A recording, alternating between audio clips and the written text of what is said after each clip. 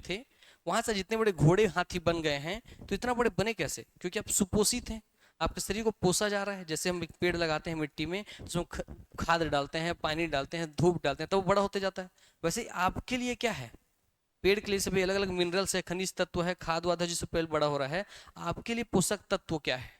तो जिन चीजों को खा करके आपका शरीर का भाई वृद्धि हो रहा है और विकास हो रहा है, क्लियर हो गई बातें, वही आपके लिए क्या है, पोषक तत्व। क्या हुए आपके लिए, पोषक तत्व। सबको प्रॉपर बोलना है, जब बोलेंगे क्या है तो पोषक तत्व, हर चीज में आंसर प्रॉपर बोलना है ना। 2 सेशन है आपका, याद रखेंगे। तो आज हम बायोलॉजी का चैप्टर 2 देखने जा रहे हैं, क्योंकि पहला चैप्टर भैया आपका कल इंट्रोडक्शन था, कल इंट्रोडक्शन हो चुका है, उसमें कोई रॉकेट साइंस नहीं था। जो नहीं आए थे वो लेके पढ़ लीजिएगा। बाकी आज से आपका मेन सिलेबस का टॉपिक चालू हो रहा है, वो है बायोलॉजी, जिसमें हम पढ़ेंगे आज न्यूट्रिएंट्स। न्यूट्रिएंट्स में अब आपको एक बात हम बता देते हैं, पोषण, जो आपके सिलेबस में क्लियरली लिखा हुआ है। आ जाओ भाई। हाँ, जो पोषण है बेटा आपका, न्यूट्रिशन, इसके भैया 2 हिस्से हैं। एक मैक्रो न्यूट्रिएंट्स, मैक्रो, दूसरा है माइक्रो न्यूट्रिएंट्स। कौन है दूसरा हिस्सा, माइक्रो। तो पोषण के कितने हिस्से हैं, सब बोलेंगे कितने हिस्से हैं, याद रखिए, प्रॉपर बोलिए, प्रॉपर ध्यान बोर्ड पे रखते चलिए, क्लास खत्म होते तक सब याद यही हो जाएगा। बस घर जाकर रिवीजन जरूर करना एक बार, ठीक, तो आपको कॉपी खोलने की जरूरत नहीं पड़ेगा। तो पोषण के कितने हिस्से हैं, कल ऐसे ही क्वेश्चन पूछा जाएगा, ऐसे ही आंसर निकलना चाहिए। पहला हिस्सा क्या है, मैक्रो, दूसरा क्या है, तो पहला है मैक्रो न्यूट्रिएंट्स, दूसरा है माइक्रो न्यूट्रिएंट्स। जो मैक्रो है, इसमें मतलब जिस पोषक तत्व की जरूरत हमारे शरीर को सबसे ज्यादा पड़ती है, जो हमको ज्यादा से ज्यादा चाहिए ताकि हमारा शरीर छोटा से बड़ा हो जाए, उसको हम किस में डालते हैं, मैक्रो न्यूट्रिएंट्स में। और इस बड़े से शरीर में छोटी छोटी क्रियाओं को करने के लिए, जैसे भाई मुझे इम्यूनिटी मेरे स्ट्रॉन्ग करना है, छींक आ जाता है तुरंत, मौसम मतलब बीमार हो जाता हूँ, तो इम्यूनिटी स्ट्रॉन्ग करना है, विटामिन सी चाहिए, तो विटामिन मिनरल्स, हड्डी है तो कैल्शियम चाहिए। तो ऐसे जो विटामिन और मिनरल्स हैं, कौन कौन सी चीजें, विटामिन और मिनरल्स, बोलिए कौन कौन सी चीजें, विटामिन और मिनरल्स, कौन कौन सी चीजें, विटामिन और मिनरल्स, ये किस में आ जाते हैं, माइक्रो न्यूट्रिएंट्स में। किस में आ जाते हैं, समझ में आ गई बात? सर अब मैक्रो में वो चीज होता है जिसका ज्यादा मात्रा में जरूरत है, माइक्रो में होता है जिसका कम मात्रा में जरूरत है। माइक्रो में आपका क्या क्या आ जाता है भैया, तो विटामिन और मिनरल्स आ जाते हैं, विटामिन और खनिज तत्व आ जाते हैं। मैक्रो में जो आता है उसमें मेजर है कार्बोहाइड्रेट, प्रोटीन और वसा। क्या क्या है, क्या क्या है, वेरी गुड, ये है आज का जाइए, ऐसा क्लास में जान होना चाहिए। वेरी गुड, बहुत अच्छा लगा भाई। क्या है, कार्बोहाइड्रेट, प्रोटीन और वसा। जैसा आप मुझे रिस्पॉन्स करोगे, मेरे ज्ञान की दुनिया से उतना सारा ज्ञान आपको दूंगा, है ना। इसलिए आप अगर चुपचाप बैठ रहो गुमसुम, तो मैं सिनेमा का कंटेंट पढ़ाऊंगा, निकल जाऊंगा। हमारा प्रॉपर रिस्पॉन्ड करेंगे, लगेगा आपको इंटरेस्ट है सीखने में, जानने में, कुछ बनने में, तो मैं आपको ऐसा ऐसा चीज बताऊंगा जो एग्जाम को सीधा दिखेगा, एग्जाम यही आया है। सुना गई बात, बहुत बढ़िया, अच्छा लगा भैया, वेरी गुड। हम लोग अब चैप्टर चालू करते हैं हमारे न्यूट्रिशन, जिसमें हम सबसे पहले क्या पढ़ने जा रहे हैं, कार्बोहाइड्रेट, प्रोटीन और वसा, जो कि क्या है आपका, मैक्रो न्यूट्रिएंट्स। क्या है आपका, मैक्रो न्यूट्रिएंट्स। अभी कोई छोटा सा चैप्टर नहीं बेटा। अब हम सबसे पहले कार्बोहाइड्रेट पढ़ेंगे, फिर प्रोटीन पढ़ेंगे, फिर वसा पढ़ेंगे, और कोई छोटा मोटा हिस्सा नहीं है। तो आपके सामने सबसे पहले पोषण या न्यूट्रिशन के बारे में क्या मतलब होता है, जो आपको पढ़ा रहा था वो लिखित रूप में भी है, तो आपको बोला लिखने की कोई जरूरत नहीं है। क्लियर हो गई बातें? पोषण क्या होता है, जो आपको दिख रहा है छोटा सा बच्चा है, केक से खा रहा एकदम खा पी के भैया, और छोटा बच्चा कल कितना बड़ा हो जाएगा, मेरे से हो जाएगा 80 किलो का आदमी, है ना। 80 किलो भैया सांड बन करके आपके सामने आ जाएगा, बोलेगा पढ़ाएगा, ज्ञान दे देगा, यस। तो भैया छोटे से बच्चे से मेरे से 80 किलो का सांड बनने के लिए क्या चाहिए आपको, पोषक तत्व। तो यही शरीर की वृद्धि विकास के लिए न्यूट्रिशन, पोषण क्या है, शरीर की वृद्धि और विकास के लिए ग्रहण किए गए भोजन की जैविक प्रक्रिया ही क्या है, पोषण है। क्या है, पोषण। और कल भी मैंने सब समझाया था, जैविक प्रक्रिया, इस शब्द का मतलब क्या है, तो सजीवों के बीच, सजीवों में, सजीवों के लिए, सजीवों द्वारा। क्या बोला मैंने, सजीवों में, सजीवों द्वारा, सजीवों के लिए। क्लियर हो गई बात ना। जो प्रक्रियाएं आपस में चलती हैं वही क्या है, जैविक प्रक्रियाएं। इसका मतलब निर्जीव से कोई संबंध नहीं है। अब सजीव में क्या क्या चीजें होती है, कल भी बताया था। आप सजीव हैं, आप भोजन खाते हैं तो पाचन होता है ना। आप श्वसन ले रहे, श्वसन कर रहे हैं, प्रजनन कर रहे हैं, उत्सर्जन कर रहे हैं, मलमूत्र का त्याग कर रहे हैं, आप सोच रहे हैं तो आपका भाई सर्कुलेटरी सिस्टम, पूरा ब्लड शरीर में दौड़ रहा है। तो सब अलग अलग सिस्टम है, अलग अलग प्रोसेस है। क्लियर हो गई बात ना। तो ऐसे ही बहुत सारे प्रोसेस में से एक जैविक प्रक्रिया क्या है आपका, पोषण। क्लियर हो गई बात ना? तो बोलेगा पोषण या nutrition is a biological process. कैसा प्रोसेस है ये? बायोलॉजिकल प्रोसेस, जैविक प्रक्रिया है। समझ में आ गई बातें? यस। आगे बढ़ते हैं। अब देखिए, जब कुछ चीज भैया हम बात करें शरीर में, सर मैं खाऊंगा मेरा शरीर बड़ा होगा, तो सबसे पहले कुछ भी मेरे को खाना पड़ेगा ना। पहले शरीर को मुझे वृद्धि करना है, विकास करना है, तो मुझे खाना पड़ेगा कि भूखे रहना पड़ेगा? अगर एक बच्चा जन्म ले लिया, उसको आप भूखे रख दिए हो, तो जिंदा रहेगा कि मर जाएगा? मर जाएगा बेचारा, है ना? तो मर जाएगा, तो मरने से बचाने के लिए क्या करना पड़ेगा? खिलाना पड़ेगा ना उसको। यस। इसका मतलब ये पूरे न्यूट्रिशन का जो सबसे पहला हिस्सा है वो है इनसाइड, अपने शरीर के इनसाइड में कुछ डालना। इनसाइड में डालने से होता है इंजेशन। क्या होता है? इंजेशन। क्या होता है? इंजेशन। याद हो गया? इनसाइड डाल रहे हैं तो इंजेशन। रटना पड़ेगा क्या? नहीं। इंजेशन का मतलब होता है अपने अंदर ग्रहण करना। क्या करना? अपने अंदर ग्रहण करना। तो हिंदी इंग्लिश दोनों हो गया। जैसे आप ग्रहण कर लिए, तो जैसे आप मुंह में डाल दिए रोटी, तो अब मेरे दांत और जीभ क्या करेगा भैया? दांत चबाएगा, और जीभ क्या करेगा? लार छोड़ेगा उसमें। क्लियर होगा? उसको मिलाने का काम करेगा, घुमाने का काम करेगा, और उसको मिला के घुमा के उसको बना देगा बोलस। क्या बना देगा? बोलस। ये क्वेश्चन एग्जाम पूछा है कि आपके मुंह से भोजन चबाने के बाद जो लुगदी बचता है, खाने का लुगदी जो आपके अंदर जाता है गले से, उसे क्या कहते हैं? बोलस कहते हैं। क्या कहते हैं? हाँ, क्लियर हो गई बात ना? अब भैया वो बोलस जब अंदर जाएगा, तो अब उस बोलस का जब हम मुंह चबाए, तो उसका बोलस जब हमारे शरीर के अंदर जा रहा है, फिर हम यहाँ से स्टमक में जाएगा बाएं ओर, स्टमक से निकल के ड्यूडेनम, छोटी आंत का ड्यूडेनम, फिर जेजुनम, फिर इलियम में जाएगा। कहाँ कहाँ गया बोलिए पहले अपने? यहाँ से गया आहार नाल में, यहाँ से कहाँ गया? Stomach, duodenum, jejunum, ileum. क्या क्या? Duodenum, jejunum, ileum. ये पाचन में आएगा, अभी हल्का हल्का सुनते रहो, शब्द परिचित होते रहो। वहां से भैया पाचन वाचन इसका अच्छे से हो जाएगा। पच करके पाचन हो गया। क्या हो उसका भैया? पाचन। तो अगला हिस्सा क्या हो जाएगा इसका? पाचन। क्लियर हो गई बात ना? कहा हो गया उसका? पाचन। पाचन के बाद भोजन आप खाए, पचा, उससे आपके शरीर को जो चाहिए था निकाला, और बाकी आप क्या कर दिए? मलमूत्र का त्याग कर देते हैं। क्या करते हैं? मलमूत्र का त्याग, है ना? जो खाए तो उसका वेस्ट प्रोडक्ट जो था, जो आपको शरीर के लिए जरूरी नहीं था, उसको क्या कर देते हैं? बाहर निकाल देते हैं, है ना? तो बाहर लास्ट में है मलमूत्र का त्याग। क्लियर हो गई बात? अब इन दो चीजों के बीच अंतर्ग्रहण पाचन के बाद सीधा हम सर मल त्याग कर दिए, बाहर निकाल दिए, ये तो हो गया। मगर भैया इसमें ये अवशोषण और स्वांगीकरण क्या है ना? बीच का दो स्टेज क्या है? क्लियर हो गई बातें? तो आइए समझते हैं क्या है। बहुत ही अच्छे से एक एक चीज आंखों के सामने दिखेगा, याद रखिए, कुछ रटना नहीं पड़ेगा, सब चीज आपको दिखा दूंगा। एक एक चीज आंखों के सामने देखिए आप। भैया यहां से इस व्यक्ति ने खाना खाया, खाया ना? बोलते चलिए, खाया कि नहीं खाया? खाया सर। ये खाते हुए देखिए, ये जो आपका है भैया जे शेप का, जे शेप का, ये जे शेप का, ये क्या है आपका? स्टमक। क्या है ये आपका? स्टमक। यहाँ से भैया ये आ गया जे स्टमक में। यहाँ पे HCl हाइड्रोक्लोरिक अम्ल मिलेगा, उसका पाचन करेगा। फिर भैया यहाँ से जैसे जाएगा, यहाँ से यकृत है, यकृत लीवर, यहाँ से पित्त रस आएगा, वो उसमें मिल करके भैया अलग चीज का पाचन करेगा। यहाँ अग्नाशय है, अग्नाशय पैंक्रियाज, वो इसमें रस डालेगा, वो कुछ पाचन करेगा। और ये ड्यूडेनम हिस्सा है, छोटी आंत का ड्यूडेनम हिस्सा। क्लियर हो गया? फिर छोटी इसमें जाएगा जेजुनम, फिर छोटी आ जाएगा इलियम। तो भैया सर्वाधिक जो पाचन होता है शरीर में भोजन का, ये क्वेश्चन पूछता है कि भोजन का सर्वाधिक पाचन कहां पर होता है? तो छोटी आंत में होता है। कहां होता है?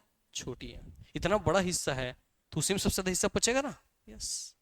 तो सर्वाधिक पाचन यहीं पर छोटी आंत में होता है। फिर जो आपका मल बनता है, मल, वो मल आता है आपके बड़ी आंत में, और बड़ी आंत से सिकॉन, कोलम, रेक्टॉन्स होते हैं, ये बाहर आप निकाल देते हैं। ठीक होगी बात? तो आपने कर लिया इंजेशन, और इंजेशन के बाद मुंह से जैसे इंजेशन अंदर डाले, इंजेशन खत्म, यहाँ पे, यहाँ से पाचन चालू। तो अगला क्वेश्चन यही से पूछता है, पाचन कहाँ से चालू होता है? मुख से ही चालू होता है। स्टमक से मत मारिएगा एग्जाम में। पाचन कहाँ चालू होता है? मुख से। आप जब अपने उस रोटी को चबा के छोटे छोटे टुकड़े में तोड़ रहे हैं, तो वहीं से पाचन चालू हो गया, क्योंकि अब उसको आप सरल अणुओं में तोड़ रहे हैं। पाचन क्या है? भोजन के जटिल अणुओं को सरल अणुओं में तोड़ना, कॉम्प्लेक्स फॉर्म को सिंपल फॉर्म में लाना। तो पाचन क्या है? बोलिए। भोजन के कॉम्प्लेक्स फॉर्म को सिंपल फॉर्म में लाना, जटिल अणुओं को सरल अणुओं में तोड़ना। ठीक हो गई बातें? अब यहां से पाचन होकर, पाचन हो गया, अंतर्ग्रहण हो गया, पाचन हो गया, लास्ट में आप मल भी त्याग दिए। तीन चीज तो समझ में आ गया?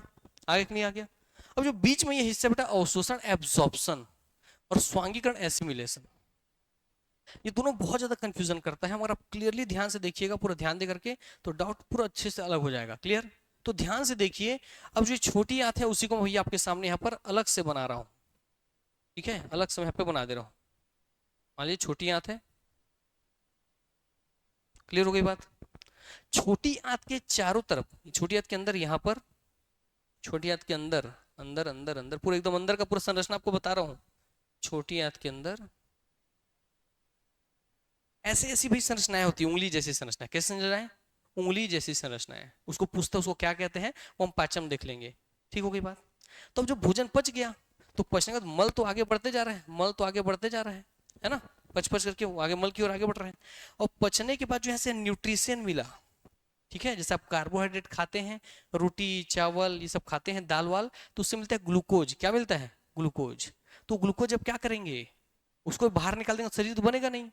तो अभी इस भोजन से जो ग्लूकोज पच के बन गया है, ये जो उंगली नुमा संरचना है, ये उंगली नुमा संरचना, इसी के अंदर रक्त केशिकाएं होती हैं। रक्त केशिकाएं, रक्त केशिकाएं मतलब एकदम हमारा नस होता है, नस, नस देखते हैं, नस, नस की ही छोटी छोटी बाल जैसी पतली पतली केशिकाएं निकली होती हैं, कैपिलरीज, एकदम पतली पतली, वो इसके अंदर घुसी रहती है।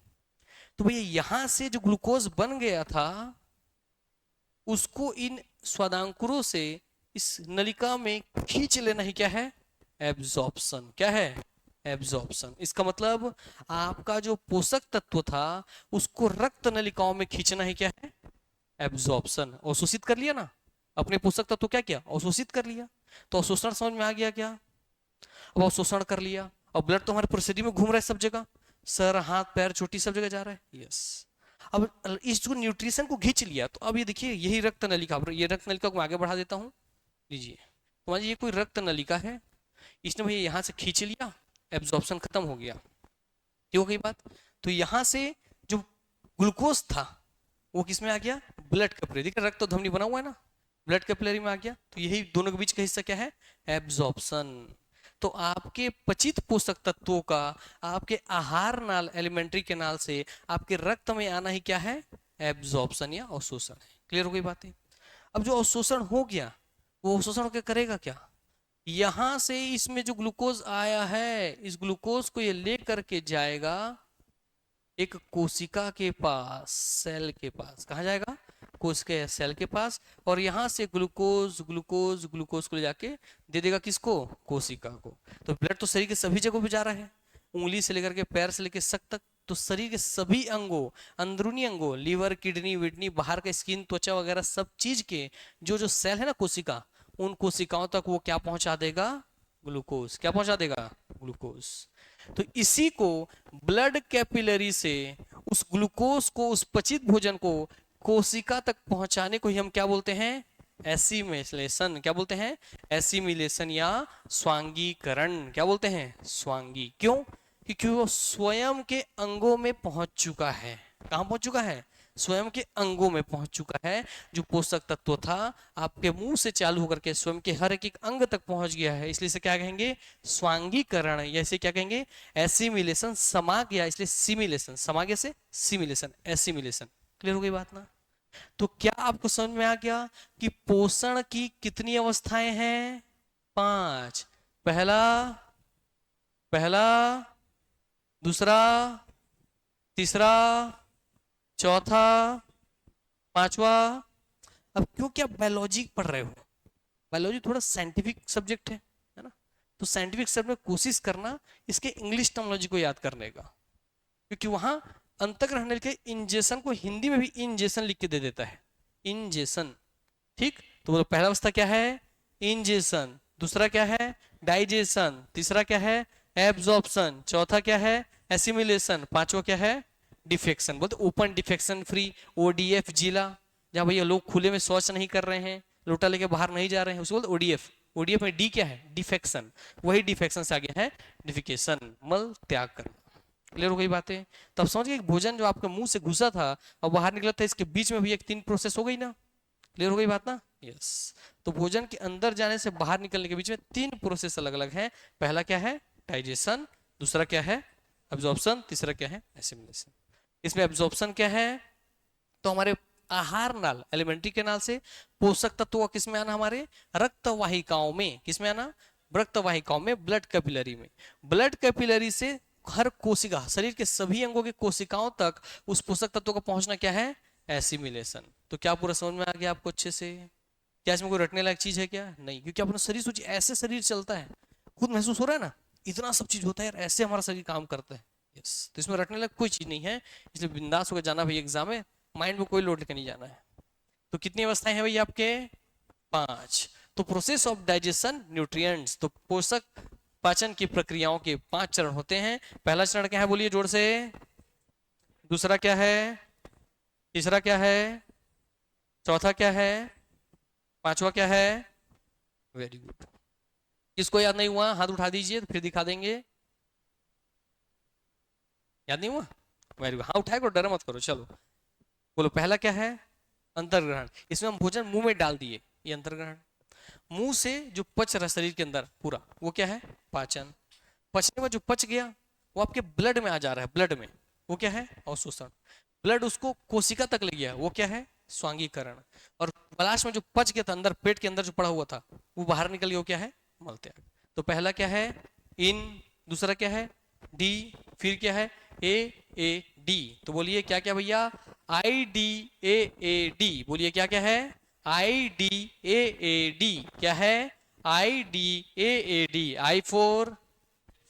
I4 D4 A4 तो दो ही चीज डाउट हुआ है, एब्जॉर्प्शन एसिमिलेशन। पहली बार सुन रहे होंगे इसलिए इसमें दिक्कत होगा। Absorption assimilation, absorption assimilation, clear हो गई बातें ना? लास्ट में आपको क्या है, डिफेक्शन। चलिए आंख बंद कीजिए सबके सब, एक बार आंख बंद कर लीजिए। बताइए, पोषण शरीर को देने की कितनी अवस्थाएं हैं, 5। पहला क्या है, जो भूलेंगे वो याद रखिएगा, मैं इसको भूल रहा हूं, ये भूल रही हूं, आंख खोल के बस उसको देखना है, ठीक है? पहले कोशिश कीजिए। तो पहला स्थिति क्या है, जोर से बोलना है। पहला क्या है, दूसरा क्या है, तीसरा क्या है, चौथा क्या है, पांचवा क्या है? Very good. अब आंख खोलिए, जो इस 5 में से जिसका नाम नहीं बोल पा रहे थे उसको बस देखिए कि हम इसको भूल रहा हूं, ये भूल रही हूं, ये बस देखना है ध्यान से। ठीक है, आगे बढ़े, याद हो उधर, और करवाएं दूसरे तरीके से। ठीक है, चलो, नहीं हो तो बताना, है ना, करवाएंगे, कोई दिक्कत नहीं है। अब अगले भैया पोषण या न्यूट्रिशन। अब तो हम समझ गए कि प्रोसेस कैसे होता है, शरीर पोषित कैसे हो रहा है, हम ये समझ गए, है ना, कि खाए हुए भोजन से शरीर को पोषण कैसे मिला, हम ये समझ गए। अब जो खाते हैं और जो पोषक तत्व हमारे शरीर रक्त में जाता है, वहां तक लाएंगे कैसे? तो हम क्या खाएंगे तो क्या पोषक तत्व बनेगा? मैंने बोला, अब रोटी खाते हो, चावल खाते हो, दाल खाते हो, तो मैंने क्या बोला, क्या बन रहा है, कार्बोहाइड्रेट। वो कार्बोहाइड्रेट है, उससे क्या बनता है, ग्लूकोज। तो जैसे कार्बोहाइड्रेट खाने से ग्लूकोज बनता है, प्रोटीन खाने से अमीनो अम्ल बनता है, वसा खाने से वसी अम्ल बनता है, तो सबसे सरल फॉर्म है। तब क्या खाने से क्या बनता है और उसको कितनी मात्रा में खाना है, कैसे खाना है, क्यों खाना है, वो हम सब चीज जानेंगे। क्लियर हो गई बातें? तो अब समझ जाते हैं। ये सबसे पहले जब इसमें आप देखना चालू करेंगे तो पोषण या न्यूट्रिशन में बड़े पोषक तत्व जो होते हैं उनको हम क्या बोलते हैं, मैक्रोन्यूट्रिएंट्स। और सूक्ष्म पोषक तत्व को हम क्या बोलते हैं, माइक्रोन्यूट्रिएंट्स। माइक्रोन्यूट्रिएंट्स में क्या क्या आते हैं, विटामिन और मिनरल्स आते हैं। क्या क्या आते हैं, विटामिन और मिनरल्स। हमारे शरीर को विटामिन और मिनरल्स मिलीग्राम में चाहिए। किसमें चाहिए, मिलीग्राम, मतलब एकदम सूक्ष्म मात्रा, एकदम मिलीग्राम, एक आध ग्राम भी नहीं है ना, मिलीग्राम में चाहिए। क्लियर हो गई बात ना, 1 ग्राम में भी नहीं चाहिए, मिलीग्राम में चाहिए। इसका मतलब बहुत कम मात्रा में है। इसलिए माइक्रोन्यूट्रिएंट्स में कौन चीजें आती हैं, जो एकदम सूक्ष्म मात्रा में हमको लेनी है। ठीक हो गई बातें? वो कौन सी 2 चीजें हैं, विटामिन और मिनरल्स। तो पूछेगा एग्जाम में, विटामिन और मिनरल्स मैक्रोन्यूट्रिएंट्स है कि माइक्रोन्यूट्रिएंट्स है? क्या न्यूट्रिएंट्स है, माइक्रो। क्लियर हो गई बात? आइए अब भैया माइक्रो समझे, तो मैक्रो में देखते हैं कि मैक्रो में क्या क्या आता है। मैक्रो में कौन सी 3 चीज आती है, मैंने बताया था, कार्बोहाइड्रेट आता है, फैट आता है, प्रोटीन आता है। कौन कौन आता है, कार्बोहाइड्रेट, फैट और प्रोटीन। इसका मतलब आप हर दिन मेजरली यही 3 चीज मेजरली और साइड में थोड़ा सा यही चीज ग्रहण कर रहे हैं। समझ में आ गई बात? हर दिन जो खा रहे हैं ना, आपको समझ आएगा कि अच्छा हमारे शरीर में ये चीज जा रहा है, ये चीज हो रहा है। क्लियर हो गया? तो आपके शरीर से, दैनिक जीवन से जुड़ा हुआ चीज है, इसलिए उसको वैसे लीजिए, इसको विषय सब्जेक्ट मत बनाइएगा। ऐसी चीजों को, व्यवहारिक ज्ञानों को कभी सब्जेक्ट का रूप मत देना कि बायोलॉजी एक सब्जेक्ट है, एक विषय मुझे पढ़ना है। जब भी आप ये सोचते हैं कि एक विषय है मुझे पढ़ना है, आप उस सब्जेक्ट में कभी महारथी नहीं बन सकते। मुझे सीखना है, मुझे जानना है अपने शरीर के बारे में, मैं क्या खा रहा हूँ, क्या निकाल रहा हूँ, क्या बन रहा हूँ। क्लियर हो गई बात? आइए तो चालू करते हैं बेटा। कार्बोहाइड्रेट जो इसमें है वो प्रतिदिन पर डे किसी व्यक्ति को कितना कार्बोहाइड्रेट चाहिए? 300 ग्राम। आपको इससे पहले पता था क्या? हर दिन कितना कार्बोहाइड्रेट लेना है? कितना लेना है? 300 ग्राम। कितना लेना है? 300 ग्राम। हालांकि ये एक स्टैंडर्ड दिया है 300 ग्राम, मैंने आपके शरीर को मेंटेन रखने के लिए 300 ग्राम चाहिए। मगर आपका अगर बहुत ज्यादा मेहनत वाला काम है, आप भाई लेबर हैं, कहीं पत्थर फोड़ रहे हैं, है ना, उसमें 10-10 12-12 घंटे फोड़ रहे हैं, तो इसका मात्रा बढ़ाना पड़ेगा। मगर आप नॉर्मल एक रूटीन फॉलो करते हैं कि नॉर्मल उठते हैं, जागते हैं, पढ़ते हैं, थोड़ा बहुत चलते हैं, घूमते फिरते हैं, काम वाम करते हैं, नॉर्मल आ जाते हैं, तो आपको कितना लेना है नॉर्मली? 300 ग्राम हर दिन। तो कार्बोहाइड्रेट की कितनी मात्रा प्रतिदिन आपके लिए आवश्यक है शरीर के लिए? तो मिनिमम 300 ग्राम आपको मिलना ही चाहिए। तो मिनिमम कितना मिलना चाहिए? 300 ग्राम। कितना मिलना चाहिए? 300 ग्राम। अब जो आप में से जो भी अपने भोजन में 300 ग्राम कार्बोहाइड्रेट नहीं ले रहा होगा, उसके शरीर में ऊर्जा महसूस नहीं हो रही और उसको सुस्ती महसूस होती होगी, थकान महसूस होता होगा, बहुत जल्दी थक जाता होगा। समझ में आ गई बात ना? इसलिए अब आपको अपने खाने में, जिसको ऐसा लगता है आप में से बहुत जल्दी थक जाता है, उसको क्या बढ़ाना है अपने खाने में? कार्बोहाइड्रेट बढ़ाना है। और कार्बोहाइड्रेट में कुछ और नहीं, अनाज आता है, चावल, दाल, गेहूं, मक्का, ये सब आता है। क्लियर हो गई बात ना? तो अनाज की क्वांटिटी बढ़ा दीजिए, ठीक। इसलिए समझते चलिए प्रैक्टिकली। दूसरा हिस्सा आता है फैट। हर दिन आपके खाने में कितना फैट होना चाहिए? 80 ग्राम प्रतिदिन। कितना फैट होना चाहिए? 80 ग्राम प्रतिदिन। आपके शरीर को प्रतिदिन कितने फैट की आवश्यकता होती है? 80 ग्राम प्रतिदिन। ठीक हो गई बात? कितना ग्राम? 80 ग्राम। तो कार्बोहाइड्रेट, फैट कितना? अब जो प्रोटीन है, ये प्रोटीन एक अलग तरीके से कैलकुलेशन में चलता है। क्यों? क्योंकि भाई छोटा बच्चा है उसको कम प्रोटीन, एक जो बड़ा बच्चा है उसको ज्यादा प्रोटीन, इसलिए अलग अलग चीजें है ना। हाँ, तो इसलिए अलग अलग तरीके से मात्रा होगा, तो उसका मात्रा को ध्यान से देखिए। एडल्ट में जो शरीर वयस्क हो गया अब आप हम लोग जैसे लोगों का, टीनेजर्स 12 से 16 साल की उम्र के लोग, चाइल्ड 2 साल से वाले कम दिख रहे हैं आपको, और भैया प्रेग्नेंट लेडीज, इसलिए अलग अलग क्राइटेरिया बना हुआ है। इन सब में 0.8 ग्राम प्रति KG of body weight per day. इसका मतलब क्या है समझा देते हैं। आइए, ये बोलना चाह रहा है कि जो एडल्ट है, एडल्ट माने कि मेरे से आदमी है ना, मेरे से भैया हट्टा तगड़ा भाई मोटा सोटा आदमी है ना, खाता पीता गोल मोटोल आदमी, तो मेरे से उस एडल्ट शरीर का वजन, मेरे शरीर का वजन 80 किलो है। कितना वजन है मेरा? 80 किलो। छुपा रहा हूँ 85 किलो का हूँ, 5 किलो कम कर दिया हूँ, 80 किलो हूँ। कितने किलो का हूँ मैं? 80 किलो का, है ना। हंस रहे हो यार, ऐसा मत करो यार भाई, है ना, मोटा बोल दे रहे तुम लोग। 80 किलो अगर मेरा शरीर है, तो हर किलो के हिसाब से मुझे कितना लेना है? 0.8 ग्राम। तो पर केजी के हिसाब से 0.8 ग्राम, तो 80 गुड़ा 0.8 ग्राम मुझे लेना है। ठीक हो गई बात? तो 0.8 को हम काटेंगे तो क्या हो जाएगा? 8/10, ये ये कटा तो 8 × 8 = 64 ग्राम। कितना? 64 ग्राम। तो मेरे से शरीर वाले आदमी को कितना प्रोटीन लेना चाहिए हर दिन? 64 ग्राम। तो क्या आप सब अपने वेट के अनुसार अब अपना खुद का प्रोटीन निकाल सकते हो? नहीं निकाल सकते हो? कि आपको कितना प्रोटीन चाहिए? इसके लिए क्या आपको अपोलो जाके 800 रुपये देना पड़ेगा क्या डाइटिशियन को? नहीं। सुनवा गई बात ना? यस। आपको खुद अपना बॉडी मेंटेन करना समझ में आ जाएगा। तो हाँ भैया, अपने हिसाब से 0.8 ग्राम आप करेंगे, टीन एज में है तो 0.9 ग्राम करेंगे, अगर चाइल्ड है तो भैया 2 ग्राम करेंगे, और भैया प्रेग्नेंट लेडीज है तो 55 से 70 ग्राम करेंगे। और भैया अगर वाटर, और वाटर भी क्योंकि मैक्रोन्यूट्रिएंट्स, बताओ पानी आप थोड़ा बहुत पीते हो, एक आध चम्मच कि एक आध बोतल पीते हो? बॉटल। तो पानी किस में आएगा? किसमें आएगा? मैक्रोन्यूट्रिएंट्स में। और कितना पानी पीना चाहिए? 5 से 6 लीटर प्रतिदिन। क्लियर हो गई बात?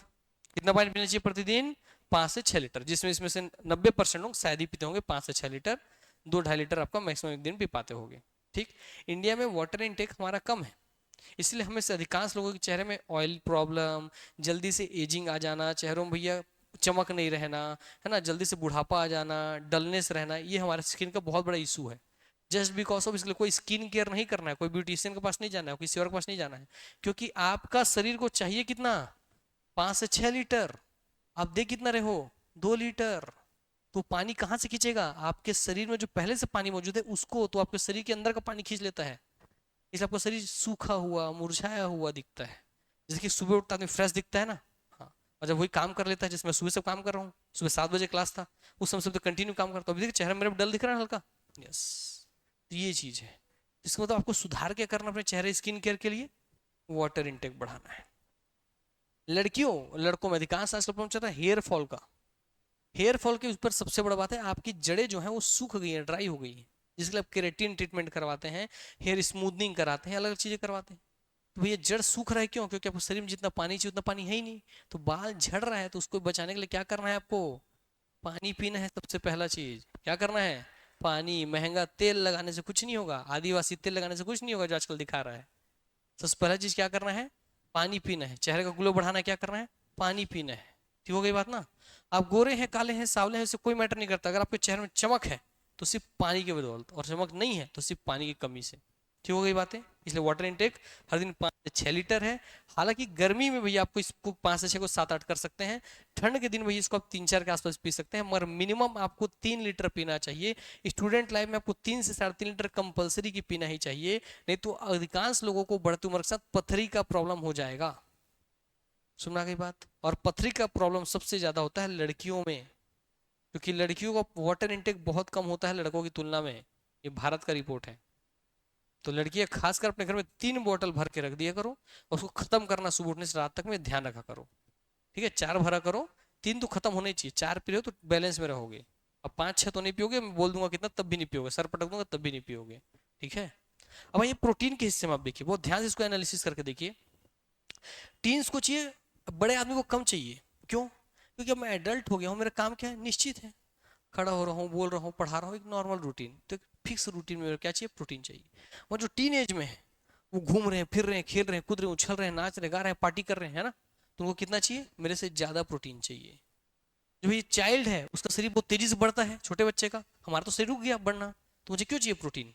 अब मेरा हाथ थोड़ी और लंबा होगा, अब मेरा हाइट थोड़ी और लंबा होगा, नहीं होगा। तो शरीर का वृद्धि विकास अब नहीं होना है, तो प्रोटीन भी कम लगेगा जो शरीर इसी को मेंटेन रखने के लिए। मगर बच्चों का शरीर तेजी से बढ़ता नहीं बढ़ता है? यस। तो सबसे ज्यादा प्रोटीन किसके लिए लगता है? चाइल्ड के लिए। किसके लगता है? चाइल्ड के लिए। याद रखिएगा, पूछेगा एक क्वेश्चन है ना, कि बढ़ते से घटते क्रम में जमा दो, सबसे ज्यादा किसके लिए प्रोटीन चाहिए, तो किसके लिए बोलेंगे? चाइल्ड के लिए, इन ऑप्शन में से। मगर सबसे ज्यादा आपको किसके लिए दिख रहा है यहाँ पर? 55 से 70 ग्राम प्रतिदिन। किसके लिए दिख रहा है? 55-70 ग्राम प्रतिदिन। किसके लिए? प्रेग्नेंट लेडीज के लिए, क्योंकि भैया उनके अंदर 2 जानें पनप रही हैं, और जो अंदर जो जान है उसका भी शरीर का ग्रो हो रहा है। 9 महीने में भैया बच्चे एक छोटे से स्पर्म और एग से मिलकर के एक सिंगल कोशिका सेल से मल्टी सेलुलर पूरा बॉडी बन जाएगा। तो उसका ग्रोथ होगा ना, तो उसके लिए क्या चाहिए? प्रोटीन चाहिए। ठीक हो गई बात? और इसलिए भाई प्रोटीन, जबकि शरीर को, आदमी को शरीर को अपना शरीर बड़ा करना होता है, तो क्या खाता है? प्रोटीन लेता है। ठीक हो गई बात? इसलिए जब जिम जाते हैं, आप डंबल मारते हैं भैया, यहाँ की जो आपकी मसल्स हैं टूट जाएंगी, और टूट गई मसल्स, आप प्रोटीन ले लिए तो टूट गया। अब ऐसा था बॉडी आपका, ऐसा था, और ये टूट गया। इसमें आके ऐसा करके जुड़ गया। क्या जुड़ गया? प्रोटीन। मांसपेशी का निर्माण कर दिया, तो आपका जो ऐसे था बॉडी वैसा हो गया ना। इसलिए वैसे बाइसेप फुलाते हैं ना, बड़ा बड़ा होते जाता है। इसलिए जिम करने वाले क्या बोलते हैं? प्रोटीन शेक पियो, प्रोटीन शेक पियो बोलते हैं ना, इसीलिए। ठीक हो गई बात? मगर प्रोटीन शेक का भी नियम है, आपके शरीर को इस मात्रा में प्रोटीन चाहिए। आप मेहनत कर रहे हो ज्यादा, तो आपको थोड़ा ज्यादा प्रोटीन चाहिए। मगर आपके शरीर को मान लीजिए मेहनत किए तो 100 ग्राम प्रोटीन चाहिए, और आप पी रहे हैं 200 ग्राम प्रोटीन, तो वो आपको हार्ट अटैक कर देगा। इसलिए अधिकांश बॉडी बिल्डर जो है वो हार्ट अटैक से मर जाते हैं। इसलिए कितनी मात्रा में क्या लेना है, इसको अब ध्यान रखना और कैलकुलेट करना। सुना गई बातें? चलिए आगे बढ़ते हैं। तो आपको कितना लीटर पानी पीना चाहिए प्रतिदिन? 5 से 6 लीटर प्रतिदिन। तो क्या सब मात्रा याद हो गया? कितना कार्बोहाइड्रेट चाहिए? 300 ग्राम। कितना फैट चाहिए? 80 ग्राम। एडल्ट में कितना ग्राम? 0.8। टीन्स में 0.9। चाइल्ड में 2 ग्राम। प्रेग्नेंट में 55-70। प्रेग्नेंट में 55-70। प्रेग्नेंट में 55-70। वाटर है 5-6 लीटर। वाटर है 5-6 लीटर। बोलिए। एडल्ट में 0.8, टीन में 0.9, चाइल्ड में 2 ग्राम, प्रेग्नेंट में 55-70। वाटर है 5-6 लीटर। वाटर है 5-6 लीटर। तो क्या क्लियर हो गया पूरा चार्टिंग? चलिए आगे बढ़ते हैं। नेक्स्ट आपको टॉपिक आता है बेटा, मैं पूरा समझाऊंगा, समझा दिया, और फैक्ट भी याद करवा रहे हैं ना, तो मैं अपनी बोली हुई बातों एकदम खरा उतरूंगा। अब आपका जिम्मेदारी है। घटना चक्र के चाहे कोई भी और बुक लेकर के, अगर आप साइंस को ऑब्जेक्टिव सॉल्व नहीं कर रहे हो, एग्जाम नहीं निकलेगा। और अगर कर रहे हो तो आप इतने कम समय में एग्जाम लेकर के नौकरी लेकर चल जाओगे, ये गारंटी है मेरा। सुना गई बात ना? ये बात ध्यान रखिएगा। इसलिए भाई ऑब्जेक्टिव घर जाके सॉल्व करना। क्योंकि मैं क्लास में थ्योरी पढ़ा रहा हूँ, समझा रहा हूँ, सिखा रहा हूँ, तो एक लिमिटेड फैक्ट ही पढ़ा सकता हूँ। फैक्ट दुनिया बहुत सारी है, तो फैक्ट कहाँ से कवर होगा? ऑब्जेक्टिव से। तो टॉपिक समझ लिए, फिर उसका जाकर ऑब्जेक्टिव सॉल्व करो, तब जाके एग्जाम में आप 100% अपना दे पाओगे। क्लियर हो गई बात ना? यस। आइए अगला हिस्सा भैया, हमको भोजन में क्या चीज ले रहे थे हम? कार्बोहाइड्रेट, प्रोटीन और फैट। तो सबसे पहले हमको क्या चीज पढ़ना है? Carbohydrate. Carbohydrate is nothing but a शर्करा। क्या है ये? शर्करा। It is a sugar. क्या है ये? सुगर। क्लियर हो गई बात ना? तो कार्बोहाइड्रेट को किस नाम से जानते हैं? शर्करा या सुगर के नाम से जानते हैं। किस नाम जानते हैं? शर्करा या सुगर के नाम से जानते हैं। तो बोलते हैं ना, सुगर, आपकी बॉडी में शुगर बढ़ गया है, इसका मतलब आपकी बॉडी का कार्बोहाइड्रेट बढ़ गया है, ग्लूकोज की मात्रा बढ़ गई है। तो भाई आपको क्या कम करना चाहिए शुगर के पेशेंट को? कार्बोहाइड्रेट किस में रहता है? मैंने बोला चावल में, दाल में, गेहूं में, मक्का में, बोला ना मैंने। इसलिए देखिए क्या बोलते हैं लोग, अरे आपका शुगर बढ़ गया, चावल कम खाओ, रोटी ज्यादा खाओ, बोलते हैं ना हम लोग। बोलते हैं कि नहीं बोलते हैं? तो एक नॉर्मल समझ है। हालांकि ऐसा है नहीं, चावल और गेहूं दोनों के कार्बोहाइड्रेट में बहुत अंतर नहीं है। ये एक वहम है। लोगों को लगता है चावल छोड़ दूंगा सिर्फ भैया अब क्या खाऊंगा, रोटी खाऊंगा तो मेरा भैया शुगर कम हो जाएगा। ऐसा नहीं है। ठीक, कार्बोहाइड्रेट ही कम करना पड़ेगा आपको पूरा। ठीक है, जो कार्बोहाइड्रेट आप खा रहे थे वो कम कीजिए। तो सर मैं अगर चावल दाल रोटी ये सब कम खाऊंगा तो खाऊंगा क्या? वेजिटेबल्स, सैलड खाइए, खीरा ककड़ी चुकंदर से पेट भरिए। सुना गई बात है ना? यस। अनाज कम कीजिए, सब्जी बढ़ाइए। क्लियर हो गई बात है ना? दूध बढ़ाइए, ये सब चीज़ बढ़ा दीजिए। तो जिनके शुगर का प्रॉब्लम आपके घर में किसी को, तो उनको आप बोलेंगे भैया स्ट्रिक्टली कि अनाज कम खाओ, चावल थोड़ा सा खाओ, एक ठो रोटी खाओ, सब्जी ज़्यादा खाओ, सलाद ज़्यादा खाओ। समझ में आ गई बातें? तो ऑटोमेटिक आप देखेंगे अगर 2-3 महीने स्ट्रिक्टली ये नियम फॉलो कर देंगे, शुगर ऑटोमेटिक डाउन होना चालू हो जाएगा। उसके लिए कोई बहुत ज़्यादा डॉक्टर के पास जाने का इसका जरूरत नहीं है। मगर आज क्यों भारत इतना ज़्यादा शुगर से ग्रसित है? क्योंकि यहाँ अच्छे ज्ञान का इस्तेमाल बहुत कम लोग करते हैं। ज्ञान फ्री में है भारत में। सुना गई बात ना? मगर हम इस्तेमाल ही नहीं करते। बोल सबको दी हूँ 5-6 लीटर पीना है, 3-4 लीटर पीना।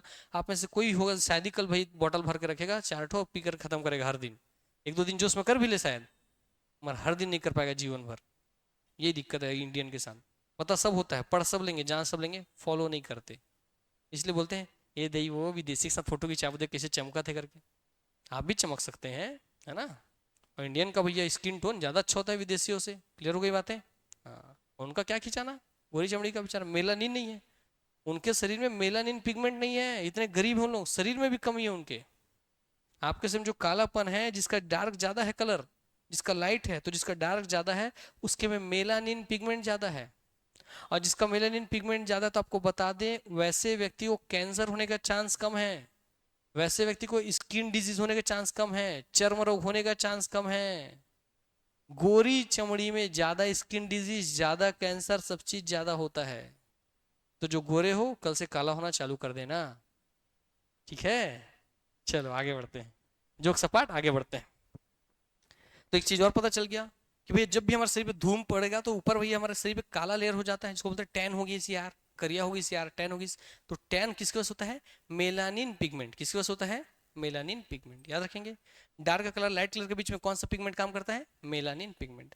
और वही मेलानिन पिगमेंट जैसे धूप पड़ेगा तो उसके यूवी से बॉडी की रक्षा करने के लिए मेलानिन का एक लेयर बना देगा, उसी को हम बोलते हैं टैन हो गया। और फिर हम जाते हैं पार्लर, लड़की लोग डिटेन कर दे तो वो दीदी ऐसे करके, है ना? तो डिटेन करवाते हो लड़की लोग।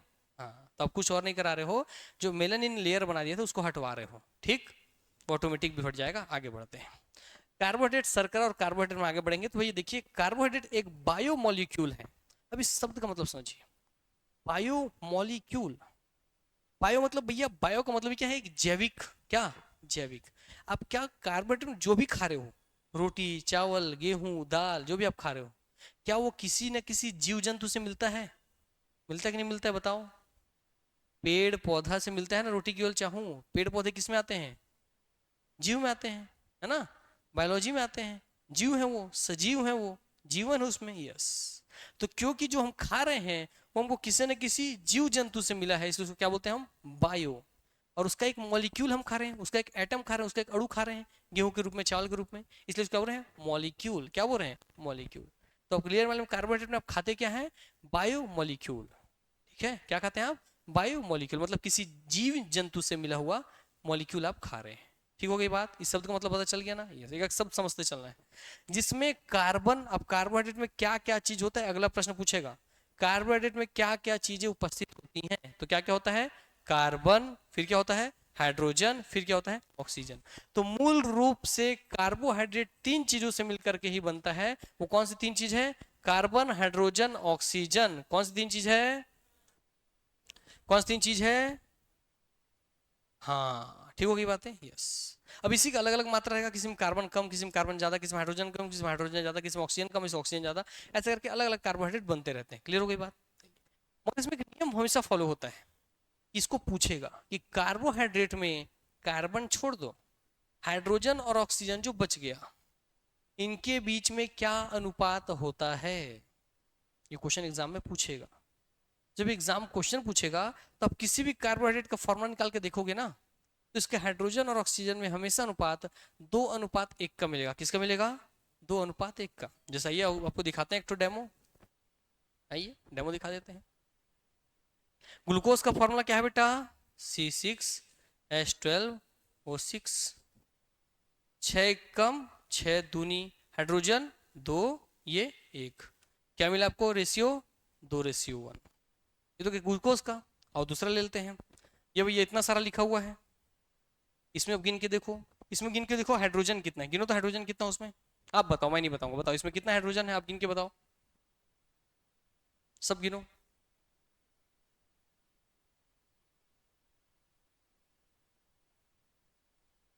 बारह है। तो हाइड्रोजन कितना है बेटा? 12। ऑक्सीजन गिन के बताओ, ऑक्सीजन कितना है? 6। Very good. ऑक्सीजन कितना है? 6। रेशियो क्या निकला?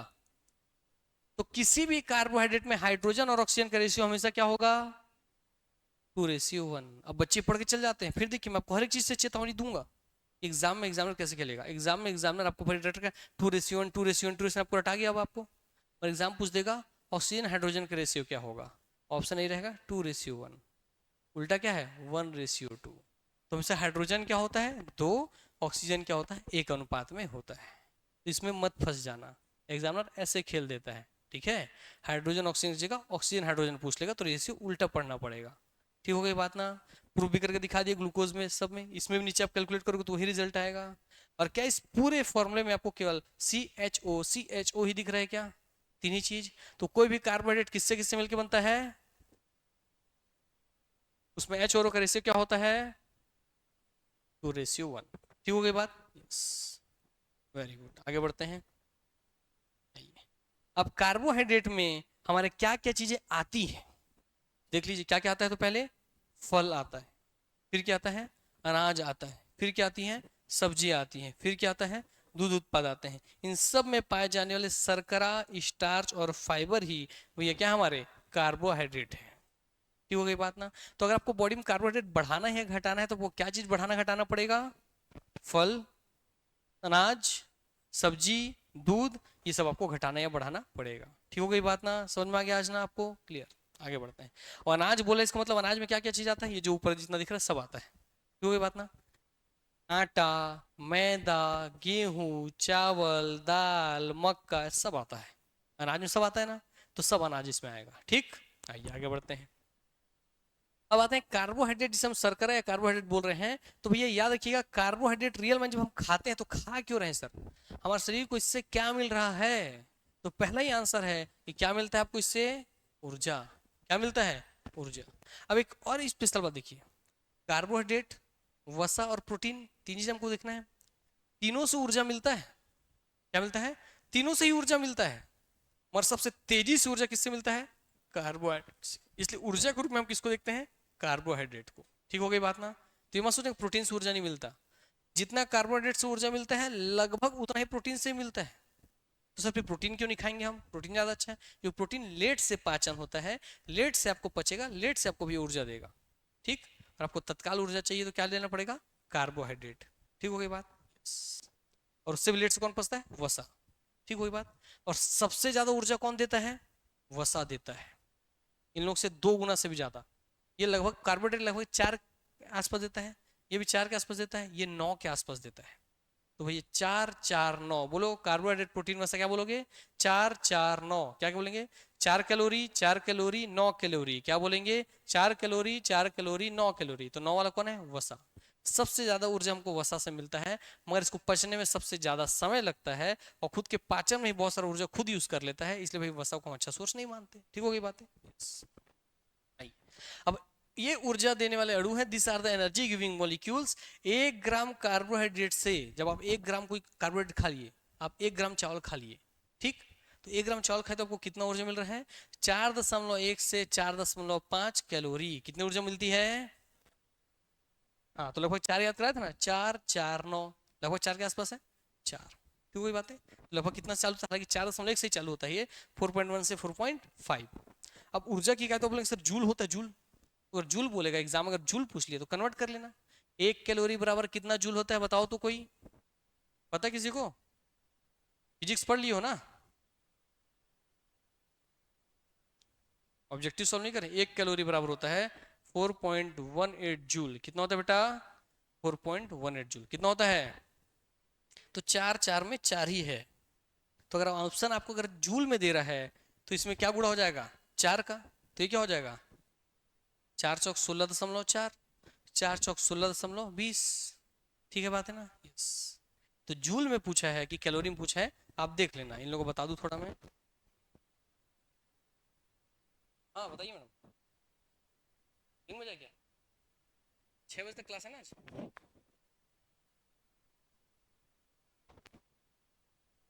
ठीक, अंदर आ जाओ, अंदर आ जाओ, बैठ जाओ, अंदर बैठना अंदर बैठ जाओ, जिसको सवारना है। ठीक, ठीक हो गई बातें, समझ में आ गई इतना चीज? Yes। आइए आगे बढ़ते हैं। अब दैनिक रूप से हमें लगभग कितने ग्राम कार्बोहाइड्रेट चाहिए, ऊपर ही पढ़े थे, कितना ग्राम? 300 ग्राम चाहिए। तो 300 ग्राम चाहिए, 1 ग्राम में 4.1 से 4.5 है, तो 300 ग्राम कितना हो जाएगा? 1200 कैलोरी ऊर्जा। कितनी ऊर्जा? 1200 कैलोरी ऊर्जा। तो अब आपको कैलोरी पूछे बता देंगे, अभी उसको अगर जूल पूछे तो ही बता लेंगे। सब हो गया, सीख गए ना अच्छे से? यस। आगे बढ़ते हैं। तो भाई आपको 300 ग्राम कार्बोहाइड्रेट की आवश्यकता होती है। 1 ग्राम में 4.1 से 4.5 होता है, इसमें भैया गुणा कर देना, 4.1 से 4.5 या 4 का गुणा कर देना, आपको वही मिल जाएगा कितना ऊर्जा आपको चाहिए कार से। क्लियर हो गई बातें? आइए नेक्स्ट, एकदम स्टेप बाय स्टेप चल रहे हैं। कार्बोहाइड्रेट जो कि एक शर्करा है इसकी यूनिट क्या होती है? सैकराइड। क्या होती है सर? सैकराइड क्या है? आइए मैं समझाता हूँ सैकराइड क्या है। सैकराइड बहुत अच्छे समझिएगा कि सैकराइड है क्या। मेरे गले में भी चैन नहीं है, चैन देखियो किसी गले में पहनते हो चैन वैन? तो चैन भैया आप देखते हो हमेशा। सर ये एक कड़ी, हाँ आ जाइए आ जाइए, 5:30 तक क्लास है। ठीक, ये एक कड़ी हो गई। गूगल तो लेकर सर 6 बोले तो पूछिए उनसे। ठीक है, आगे बात करता हूँ। ये कड़ी हो गया, ये कड़ी हो गया। चैन होता है ना, चैन ऐसे बनते हैं चैन। 1 कड़ी, 2 कड़ी, 3 कड़ी, 4 कड़ी, ऐसे जब कड़ी पे कड़ी मिलते जाता है,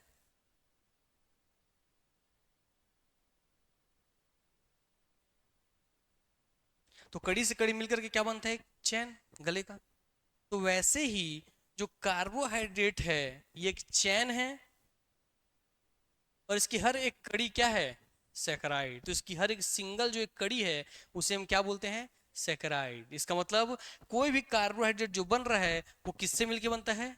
छोटे छोटे छोटे छोटे सैकराइड से मिलकर के बनता है। तो पूछेगा कार्बोहाइड्रेट की यूनिट क्या है, बेसिक यूनिट क्या है, मूल इकाई क्या है, मतलब किससे वो मिलकर के बना है, तो क्या बोलेंगे आंसर? सैकराइड से। किससे मिलकर बना है? सैकराइड से मिलकर के बना हुआ है। क्लियर हो गई बातें? yes। आइए आगे बढ़ते हैं। तो आपको सेक्राइड समझ में, अब सेक्राइड जो है ये कार्बोहाइड्रेट में, अब सेक्राइड का नंबर है ना, अब जो चैन पहने हैं वो 50 तोला का है, 100 तोला का है, तो कड़ी का नंबर बढ़ जाएगा, है ना। किसी में 10 कड़ी, किसी में 20 कड़ी, किसी में 50 कड़ी। वैसे ही किसमें कितने सेकेराइड है, नंबर ऑफ सेकेराइड कितने हैं, सेकेराइड की संख्या कितनी है, उसके आधार पे आपके कार्बोहाइड्रेट को 3 हिस्से में बांटते हैं बेटा। पहला क्या है? मोनो। दूसरा क्या है? ऑलिगो। तीसरा क्या है? पॉली। क्या क्या बोलेंगे? मोनो, ऑली, पॉली। बोलो बोलो, मोनो, ऑली, पॉली। बोलो, मोनोसेकेराइड, पॉलीसेकेराइड, पॉलीसेकेराइड। बोलो साथ में। तो जिसमें सेकेराइड की संख्या एक हो, केवल एक शर्करा हो, एक सेकेराइड हो, उसे क्या बोलेंगे? मोनो। मोनो का मतलब ही होता है एक, है ना। मोनो, सिंगल, डाई, दो, ट्राई, तीन। तो मोनोसेकेराइड मतलब कितना सेकेराइड होगा इसमें? एक। जिसमें सेकेराइड की संख्या 2 से 9 हो, 2 से 9, 10 से कम दी है और एक सुधर, तो 2 से 9 कितना हो जाएगा? 2 से 9 कितना? 2 से 9। एक तो उसमें हो गया, एक से ऊपर जैसे 2 होगा और 10 से कम लिखा मतलब 9, तो 2 से 9 जब सेकेराइड होगा किसी में संख्या तो क्या हो जाएगा? ऑलिगोसेकेराइड। और जहां 10 से अधिक हो वो क्या हो जाएगा? पॉलीसेकेराइड। समझ में आ गया बात? तो भाई किस तरीके से इनको वर्गीकरण हम लोग दे रहे हैं। चलिए तो नेक्स्ट क्लास चलिए पढ़ेंगे भैया। कल क्लास के समय बढ़वाए थे हम।